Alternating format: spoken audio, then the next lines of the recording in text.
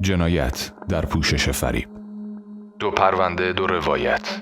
در پرونده اول بهش پرداخت میکنیم. فردی که با نام روباه پیر شناخته میشه که در پوشش سردار نظامی و یک جانباز اقدام به کارهایی میکنه که شاید به ذهن هر آدم نرمالی خطور نکنه و در پرونده دوم بهش پرداخت میکنیم. شخصی که با نام کفتار سیاه شناخته میشه و در پوشش دوست پدر خانواده اقدام به فریب کودکان 5 تا 13 سال میکنه. اما جزئیات این 2 پرونده چیه و مجرمین الان کجا هستن؟ سلام، من امیر خالقی هم. شما دارین تحلیل جنایی رو میبینید. طبق روال هر برنامه در ابتدا بهش اشاره میکنم. ما قراره که توی این کانال و توی برنامه هامون به پرونده‌های جنایی پرداخت بکنیم، اونا رو با هم دیگه تحلیل و بررسی بکنیم تا به یک آگاهی و هوشیاری برسیم تا از این طریق بتونیم تا حد امکان خطر رو از خودمون، اطرافیانمون و خانوادهمون دور نگه داریم. پس اگر تو هم میخوای تو این مسیر در کنار ما باشی، همراه ما باشی، ابتدا اگر هنوز کانال رو سابسکرایب نکردی ازت میخوام کانال رو سابسکرایب بکنی، علامت زنگوله رو فعال بکنی، اگر ویدیوها رو دوست داشتی لایک بکنی و نظرها و پیشنهادهای خودت رو توی کامنت ها برامون بنویسی. پس در ادامه برنامه همراه من باش.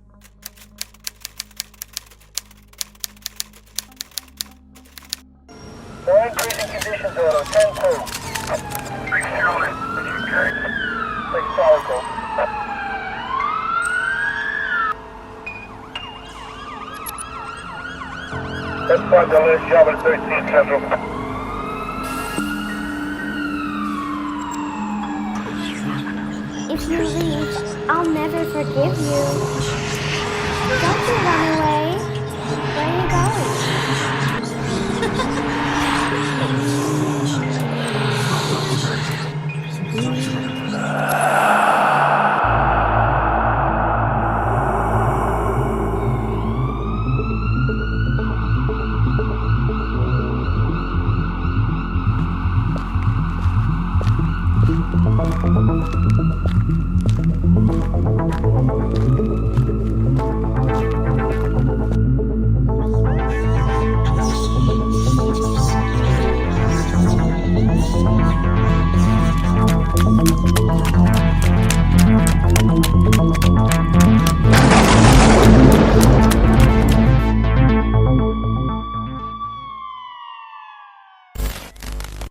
دو تا نکته رو بگم قبل از اینکه برنامه رو شروع بکنیم. یکی این که اگر پرونده مد نظرتون هست پیشنهاد بدید، توی کامنت ها بهم بگید. ما حتما کار میکنیم، مثل پرونده صادق که پیشنهاد یکی از شما بود و ما یک برنامه رو بهش اختصاص دادیم. و حالا اگر توی دوستاتون، اطرافیانتون یک اتفاقی افتاده، یک پرونده‌ای شکل گرفته، میتونید پیشنهاد بدید، میتونیم کار بکنیم. مثل پرونده مربی بدنسازی در پردیس، یکی از دوستان آشناها پیشنهاد داد که این اتفاق برشون افتاده بود. ما با خانوادهشون ارتباط گرفتیم و تونستیم به جزئیات و روند پیگیری پرونده دست پیدا بکنیم. میتونید پیشنهاد بدید، ما حتما بررسی میکنیم و کار میکنیم. نکته دوم، یه سری پیام‌هایی من از شما دریافت کردم، حالا چه اینجا چه توی اینستاگرام، که به پرونده جنایی علاقه‌مند هستید، به برنامه‌های جنایی علاقه‌مند هستید، میخواید با هم دیگه کار بکنیم یا یک نقشی داشته باشید، یک تجربه‌ای کسب بکنید. دوستانی که علاقه‌مندن، حالا پرونده‌ای که براشون جذابه، میتونن اقدام بکنن، جمع‌آوری بکنن، متن یک قسمت رو آماده بکنن، به اسم خودتون من توی برنامه روایت میکنم و این بشه یک زمینه برای حالا همکاری‌های بیشتر. اگر توی کارتون خوب باشید، اگر دقیق پیش برید، قطعاً ما توی جاهای دیگه و برنامه‌های متفاوت دیگه هم میتونیم با هم دیگه همکاری داشته باشیم. 2 تا نکته بود که میخواستم بهش اشاره بکنم. بریم سراغ شروع این برنامه. همونطور که در ابتدا بهش اشاره کردیم، توی این برنامه قراره 2 تا پرونده رو با هم دیگه تحلیل و بررسی بکنیم. اما پرونده اول از چه زمانی شکل میگیره؟ شهریور سال 1399 بود. کلانتری 179 خلیج فارس یک شکایت و یک گزارشی رو ثبت میکنه که به خاطر حساسیت بالای این گزارش اون رو به اداره 16 آگاهی ارجاع میدن. یک خانم جوان 28 ساله به اسم نسترن میاد یک شکایت و یک گزارشی رو ثبت میکنه. نسترن برای پلیس تعریف میکنه، میگه من توی پیاده رو توی خیابون خلیج فارس داشتم قدم میزدم، یک شخص مسن حدوداً 60 ساله بهم نزدیک شد، در خصوص حجاب من بهم تذکر داد و به هم گفت به خاطر شرایطی که الان شما دارین باید به پایگاه ما بیاید، اونجا صحبت کنیم، احتمال داره چند روزی هم بازداشت باشید. این خانم به حرف این آقا اعتماد میکنه، به خاطر حالا ترسی که تو اون لحظه براش ایجاد شده، شوکی که شده بود، دنبال این آقا حرکت میکنه که برن به اصطلاح به پایگاه پلیس. وارد یک ساختمونی میشن که این ساختمون خالی از سکنه بوده و این خانم فکر میکنه که طبقه بالا خب پایگاه پلیس دیگه. این آقا ازش میخواد که نصرن جلوتر توی راه پله بره. نصرن که توی راه پله حرکت میکنه، این شخص از پشت غافلگیرش میکنه و توی همون راه رو اقدام به تجاوز به این خانم میکنه. بعد از این اتفاق و این گزارشی که ثبت شد، خب پلیس دقیق تر مراحل رو بررسی کرد. یک بیمارستانی توی اون خیابون بوده، بیمارستان فیاض بخش. اینا میرن دوربین های بیمارستان رو بررسی میکنن. اون شخص رو پیدا میکنن، میبینن در ابتدا جلوی بیمارستان بوده، وارد بیمارستان میشه. یک خانومی که وارد سرویس بهداشتی میشه، این آقا هم پشت سرش وارد سرویس بهداشتی میشه. اما خیلی سریع از سرویس بهداشتی میاد بیرون و فرار میکنه که این احتمال میره که به خاطر شلوغی بیمارستان و مقاومتی که اون خانم کرده بوده نتونسته بوده که نقشش رو عملی بکنه، خارج شده. از بیمارستان میاد بیرون، میره توی پیاده رو. خب اونجا ناموفق بوده، میره سراغ یک سوژه دیگه. میره توی پیاده رو و سمت این خانوم و قصه‌ای که الان تعریف کردم و گزارشی که ثبت شده. بعد از این اتفاق خب توی بررسی های تصویر دوربین خیلی چهره واضحی از این شخص ثبت نشده و متاسفانه هیچ سرنخی دست پلیس نیست و توی روند تحقیقات هم به سرنخ دیگه‌ای نمیرسن. این گزارش ثبت شد. 3 سال از این گزارش گذشت. میرسیم به اردیبهشت ماه سال 1402. یک خانومی با صدوده تماس میگیره. میگه من دستفروشم. یک آقایی چند مدت پیش اومد خودش رو سردار نظامی معرفی کرد و جانباز و به من گفت که میتونه برام یه وام بگیره، یه وام خوب بگیره، مثلا آشنا داره و میتونه برام اوکی بکنه. میگه اعتماد منو جلب کرد، مدتی می اومدیم صحبت میکرد و اینها. منتها یک نقشه‌ای داشت، یک برنامه میخواست برای من پیاده بکنه. من متوجه شدم و خوشبختانه اون آدم موفق نشد که نقشه‌اش رو عملی بکنه. خب به خاطر گزارشی که به 110 میده و به خاطر حساسیت موضوع، اپراتور 110 بهش میگه پشت خط بمونید، وصل میکنه به داره 16. زمانی که با اونو صحبت میکنن و جزئیات رو این خانم برای اونا تعریف میکنه، برای کارگاه تعریف میکنه، اونجا به این فکر میکنن که یه مقداری انگار موقعیته و مشخصات ظاهری این شخص مربوط به همون پرونده 3 سال پیش بوده. از این خانم دعوت میکنن که حضوری به دادگاهی بره. بعد از اینکه به دادگاهی میره و بعد از بررسی مشخصات اون شخص و دقیقاً پرداخت به اتفاقاتی که برای این خانم افتاده، متوجه میشن که البته فیلم اون بیمارستان هم بهش نشون میدن و این خانم میتونه تایید بکنه که بله این شخص دقیقاً همونیه که اومد خودش رو حالا سردار جانباز معرفی کرد.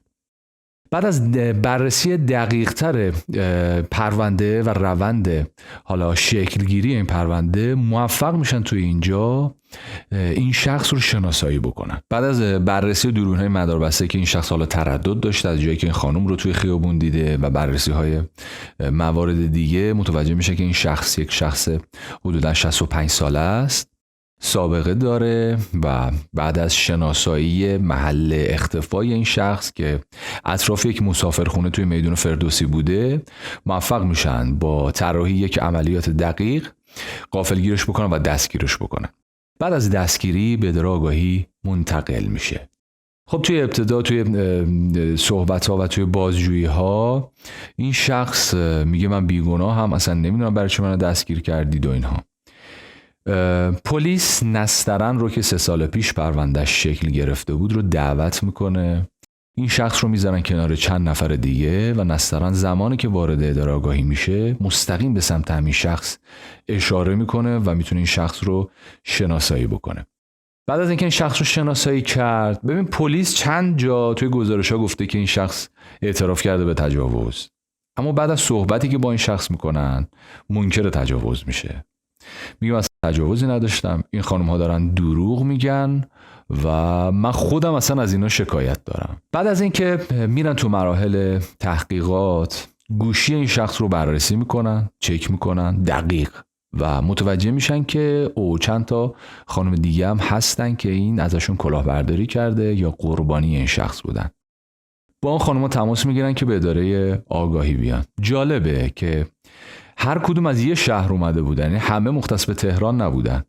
از رشت اومدن، از گیلان اومدن، از شیراز اومدن، از مشهد اومدن، یعنی یک پکیج کامل دور ایران رو داشت این شخص و شاکی ها اومدن توی اداره آگاهی حضور پیدا کردن. اما یکی از شاکی ها دختر عموی پدر این شخص بوده.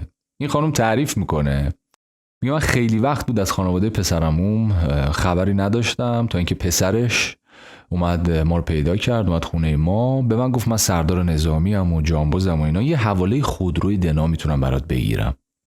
میگه خب من گفتم فامیلیم، اعتماد کردم به این شخص و 220 میلیون به حساب این شخص واریز کرده و بعد از واریز پول این آقا ناپدید شده کلا.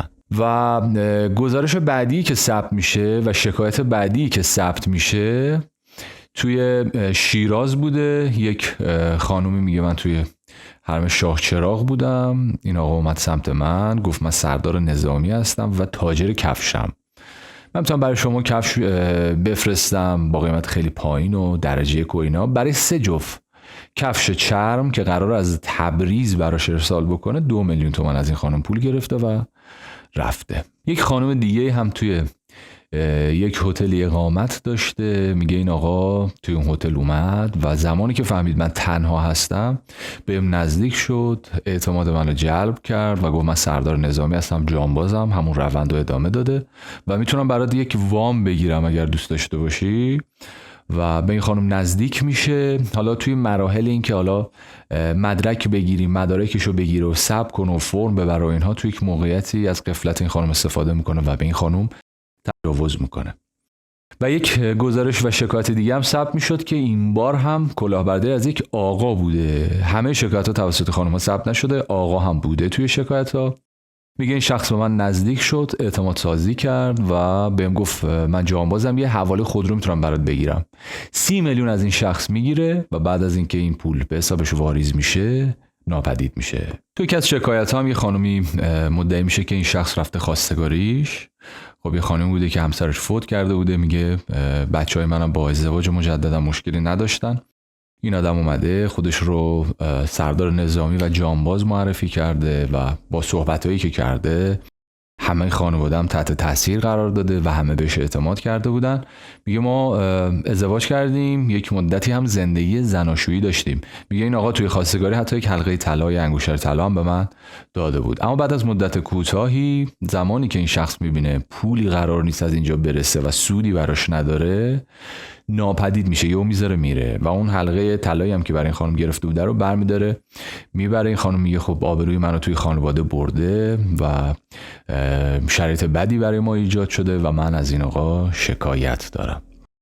خب بعد از ثبت این چند تا شکایتی که پلیس خودش پیگیری کرده بود و به خاطر حساسیت بالای این پرونده و این احتمال که به احتمال خیلی زیاد تعداد قربانی ها خیلی بیشتر هستن، قاضی منافی آذر از شعبه 11 دادگاه کیفری 1 استان تهران دستور انتشار چهره متهم بدون پوشش رو صادر میکنه. تو اگر کسی شکایت دیگه‌ای داره بیاد و شکایتش رو ثبت بکنه.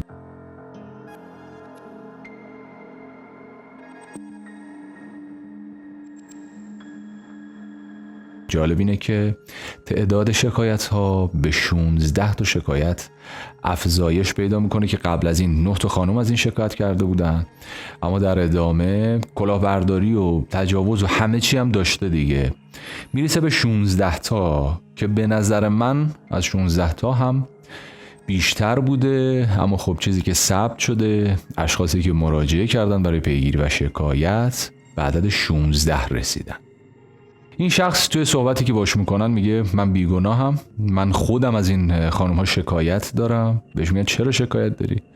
میگه نمیخوان از من اخاذی بکنن و اصلا تجاوزی نبوده، اینا من با بعضی از این خانم‌ها سیغه بودم و وقتی فهمیدن من پول دارم میخواستن از من اخاذی بکنن. میگن پول داری مگه، کارت چیه؟ میگم من کار دلالی میکنم و یه ارثی هم از پدرم رسیده بوده بهم و همه مدارکش هم موجوده و این خانم‌ها میخواستن من اخاذی بکنن و من اینا رو ول کردم. میگن خب تو ازدواج کردی؟ میگه نه من ازدواج نکردم تا الان، اما بعد از تحقیقاتی که انجام میشه متوجه میشن این آقا 2 بار ازدواج کرده و 4 تا هم فرزند داره. میگن چرا جا مکان خاصی نداری، خونه ای، آدرسی؟ میگه خب بیا آدم مجردم دیگه، آدم مجردم که جا مکان خاصی نداره. یعنی هر کی مجرده لاابالیه و جا مکان خاصی نباید داشته باشه، یعنی خونه ای یا آدرس خاصی. این همه مجردا الان بدون آدرس و بدون جا هن. یه مقداری خب صحبتاش هم صحبتای عجیبی بود برای فرار از جواب دادن ها و برای فرار از این شکایت ها بود و بهش میگن خب تو چرا تو شهرهای مختلف رفتی، شکایت ها چرا شهرهای مختلفه؟ میگه من دنبال ازدواج بودم، خب آشناها میدونستن دور و بریا و به معرفی میکنن، حالا تو هر شهری هم بوده میرفتم و حالا موقعیت رو نگاه میکردم، بررسی میکردم و برمیگشتم. جالبه که تو هر شهری هم میرفته حالا برای امر خیر یه شکایت از اون شهره ثبت شده. بهش میگن خب این شکایتی که شده اینا همه دروغ دارن میگن. میگه آره همه برای اخاذی، من فقط یه مورد قبول داشتم که یه آقای اومده بوده یه حواله خودرو من قرار بود بهش بدم که اومد اینجا، من پولشو دادم و اونم رفت رضایتشو گرفتم. فقط یه مورد قبول میکنه، اونم کسی که شاکی یک آقا بوده و اصلا واسه تجاوز اینا نبوده و رضایتشو گرفته، خیالش راحت بوده که آقا یه شکایت بوده من رضایتش گرفتم تموم شده رفته و فقط اینو قبول کرده. بهش میگن سال 99 یه پرونده آزار و اذیت و تعرض و اینا داری؟ میگه نه قبول نمیکنم. میگم بابا تصویر تو دوربین بیمارستانم هست. میگه نه من کلا قبول نمیکرده. و در نهایت هم زمانی که این پرونده رو ما بررسی کردیم در خصوص حکم نهایی، هیچ مدرک مستندی برای حکم نهایی این پرونده نیست که 2 تا حالت داره، یا هنوز پرونده در جریانه که بعید نیست، ما معدود پرونده هایی داشتیم که چند سال طول کشیده روند پیگیریشون و رسیدگیشون، و گزینه دوم و احتمال دوم اینه که رأی این پرونده به صورت محرمانه صادر شده و رسانه‌ای نشده و شاید هیچ وقت هم کسی از رأی نهایی این پرونده مطلع نشه. اما چیزی که مهمتر از رأی این پرونده اینه که این پرونده از چه طریقی رفته جلو، در چه شرایطی شکل گرفته و حالا شخص مجرم، کسی که دستگیر شده، از چه طریقی تونسته قربانی خودش رو انتخاب بکنه و اقدام به فریب بکنه. ما 2 تا نکته تو این پرونده داریم که این 2 تا نکته باعث دستگیری مجرم شد که میتونست این 2 تا اتفاق هم نیفته و این مجرم دستگیر نشه و همچنان به روند کار خودش ادامه بده. یکی اون خانومی که حالا به اسم نسترن توی پرونده ثبت شده اومد شکایت کرد. یعنی اگر این خانم مثل خیلی از خانم‌های دیگه که توی پرونده این چنینی شکایت نمی‌کنن، پیگیری نمی‌کنن، ترس و آبرو هر چیزی که هست، این پرونده اصلا شکل نمی‌گرفت. نکته دوم اون خانم دستفروشی که گزارش داد به پلیس و با توجه به اینکه حالا تجاوز صورت نگرفته بوده، اون خانم میتونسته حالا یه اتفاقی براش افتاده، یکی میخواسته فریبش بده، این متوجه شده رفته و میتونسته اصلا شکایت نکنه و پلیس هیچ وقت به این شخص نرسه و به خاطر احساس مسئولیتی که داشت و پیگیری که کرد باعث شد این پرونده شکل بگیره و این مجرم دستگیر بشه. اینه که میگم همیشه باید شکایت بکنید. هر اتفاق مشکوکی، هر چیزی که براتون پیش میاد شاید یک سرنخی باشه برای حل یک پرونده خیلی قطور، برای حل پرونده خیلی بزرگ، برای جلوگیری کردن از قربانی شدن آدم‌های بیشتری. اما چند تا نکته داره این پرونده‌ای که میخوام بهش اشاره بکنم. یکی این که من نمیتونم بپذیرم که این آدم یک آدم عادی بوده، یک آدم معمولی بوده، سابقه نداشته، پروندهش توی همین چند تا مورد، حالا همین 16 تا موردی که ثبت شده خلاصه میشه. ببین خیلی کار سختیه و کار عجیبیه. مثلا دارم میگم الان بیا من شما رو ببرم تو یک جای شلوغ، به یک شخصی نزدیک بشو و 3 جفت کفش چرمی که قراره بعدن از تبریز بیاری رو بهش بفروشی و ازش پول بگیری. من اصلا یاد فیلم گرگ وال استریت هم افتادم.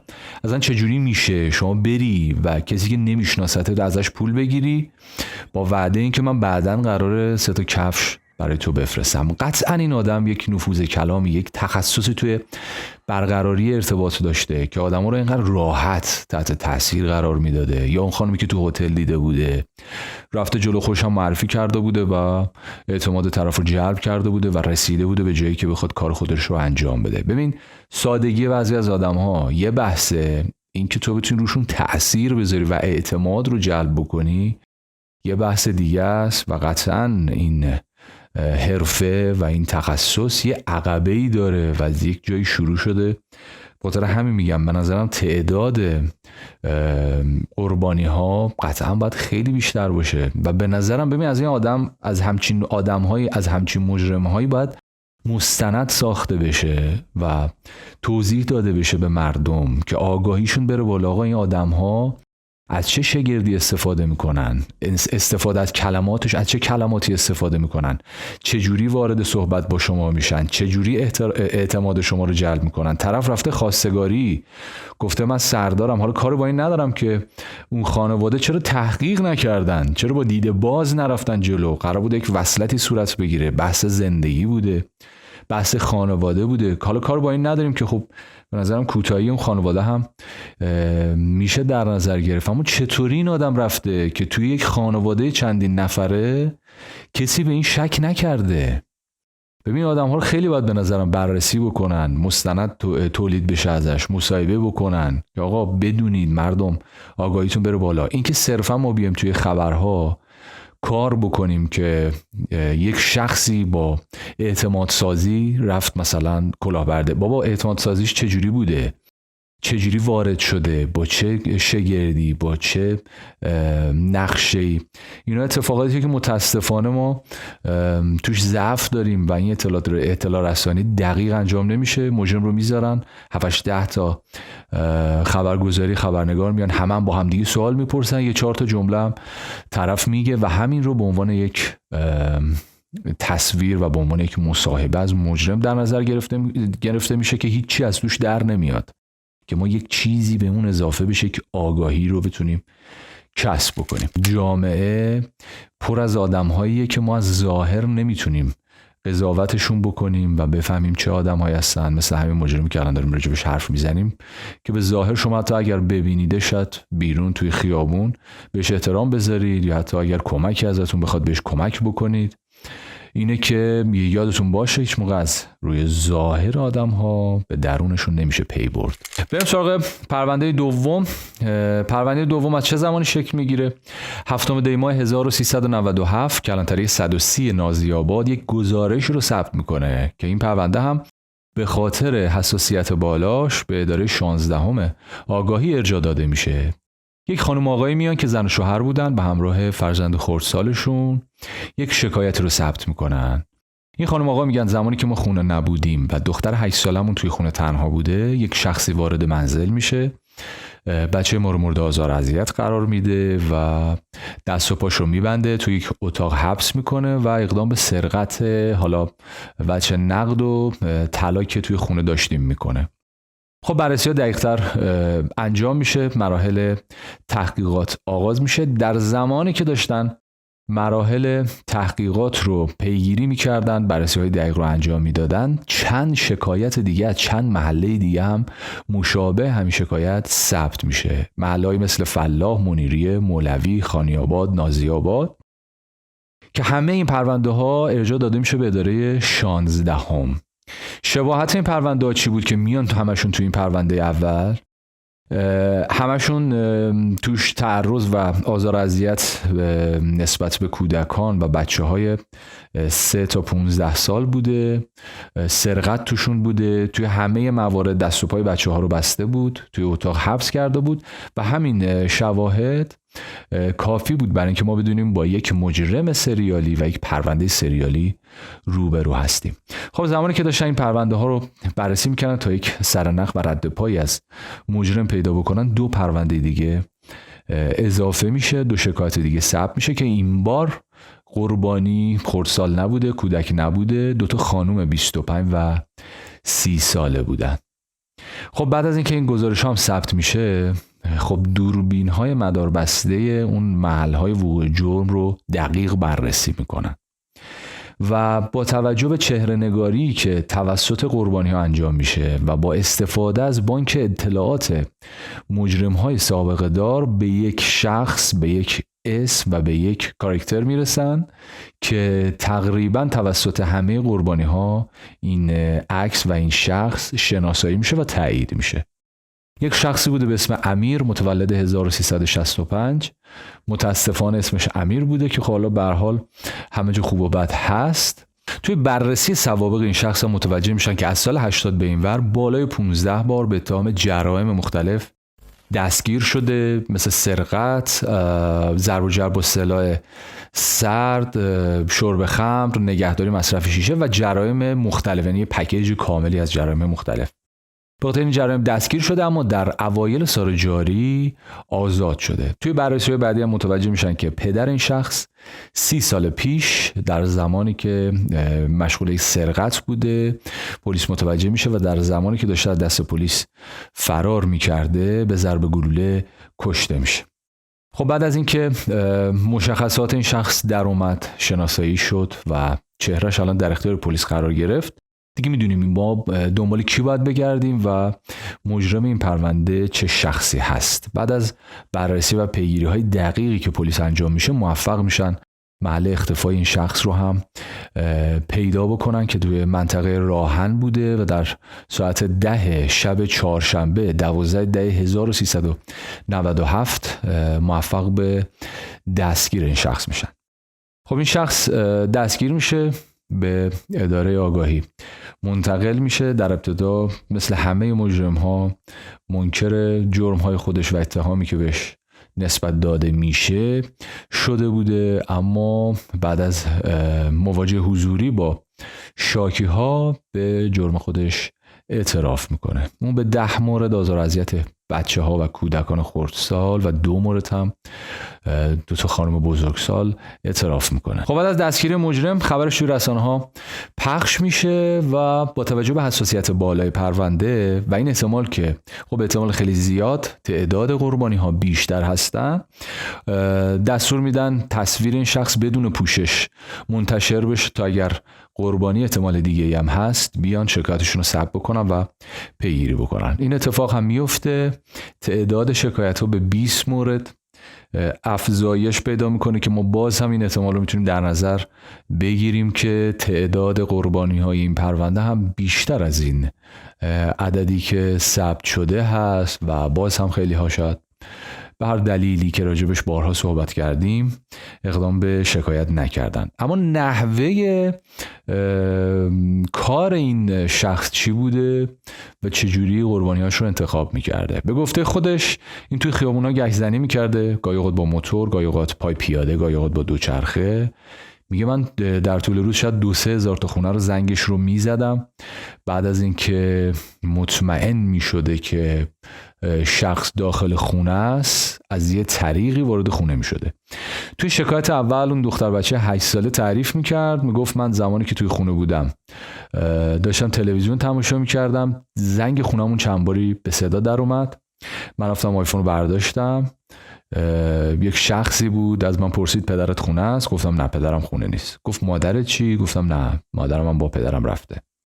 چند دقیقه بعد دوباره اومده زنگ زده که من دوست پدرتم و براش پول آوردم، درو بزن من پولو بذارم تو آسانسور بیاد بالا تو پولو بردار. این بچه هم اعتماد میکنه، این کار انجام میده، در میزنه. طبقه 5 بودن، میره جلوی آسانسور وای میسه که پول بیاد بالا برداره دیگه. زمانی که آسانسور میرسه طبقه 5، یک شخصی با سلاح سردی که توی دستش بود میاد، این بچه رو میبره داخل خونه. حالا همون روند و همون اتفاقاتی که راجبش حرف زدیم، بعد از آزار و اذیت دست باشو میبند و سرقتشو انجام میده.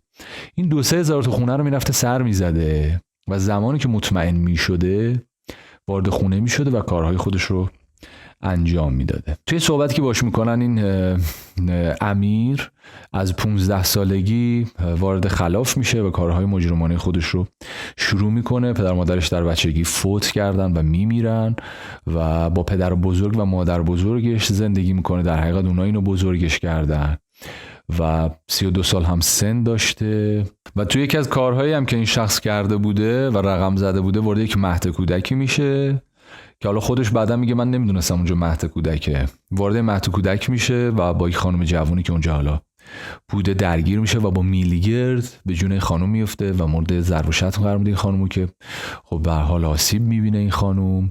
و در نهایت هم توی تکمیل این پرونده و روند رسیدگی به این پرونده این شخص به عنوان مفسد فی الارض شناخته میشه و دادگاه حکم اعدام رو براش صادر میکنه که در آذر ماه سال 99 و در زندان رجای شهر این حکم اجرا شد.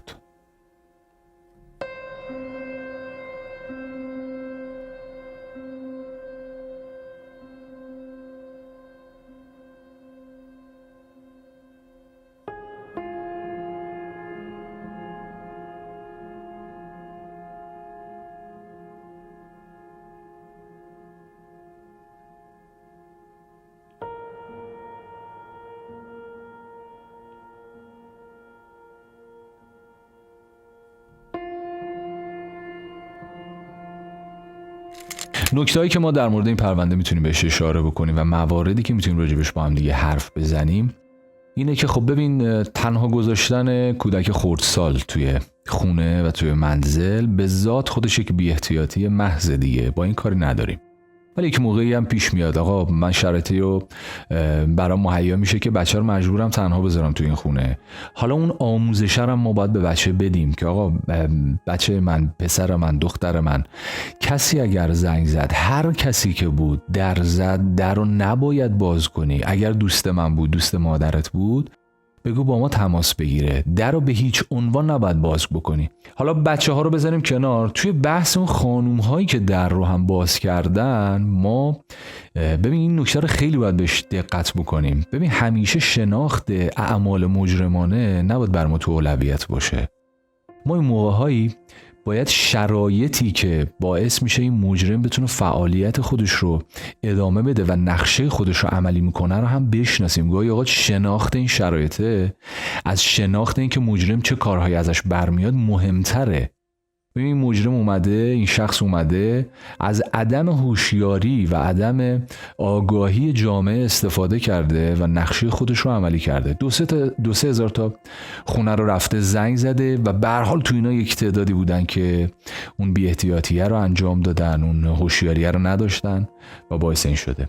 ببین اگر بخوایم از پی او وی مجرم به اتفاق نگاه بکنیم، از زاویه دیدش به اتفاق نگاه بکنیم، تو فکر کن رفته در خونه، به نظر من دارم حالا اون لحظه رو تداعی میکنم، جواب داده و گفته که ببخشید منزل کیه اونجا؟ و این خانم جواب میده.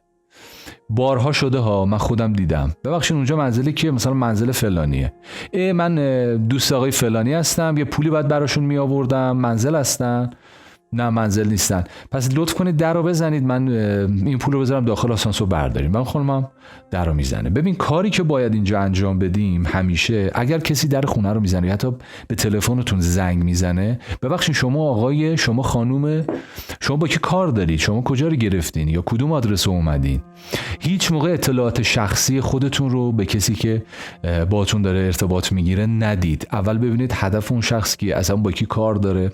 این یکی از نکات مهمیه که باید خیلی بهش توجه بکنید. حتی یک دوربین مخفی رو من دیدم چند مدت پیش کار شده بود.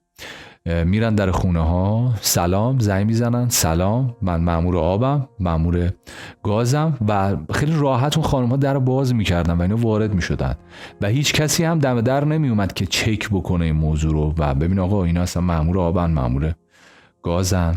ببین اتفاقی که اگر بخواد بیفته خیلی راحت شخص میاد در پوشش مأمور آب، مأمور گاز، وارد ساختمون میشه، دوربین ها رو بررسی میکنه، تعداد واحد ها رو بررسی میکنه و برمیگرده. 2 روز حدوداً کافیه که زمان بذارن اون خونه و اون ساختمون و اون لوکیشن رو تحت نظر بگیرن، چند نفر رفت آمد میکنن، تایم‌های خلوتش کجاست و دوباره بعد چند روز برمیگردن. اینا مواردیه که باید بهش دقت بکنید. امیدوارم که همیشه سالم و امن باشید. مرسی، دمتون گرم که تا اینجای برنامه در کنار من بودید، تا انتها برنامه رو دیدید. اگر برنامه رو دوست داشتید لایک بکنید و اگر هر نظری پیشنهادی دارید توی کامنت ها برام بنویسید، دونه دونهشون رو میخونم و قطعاً در جهت بالا بردن کیفیت برنامه ازشون استفاده میکنم. سالم و به دور از خطر باشین. خداحافظ.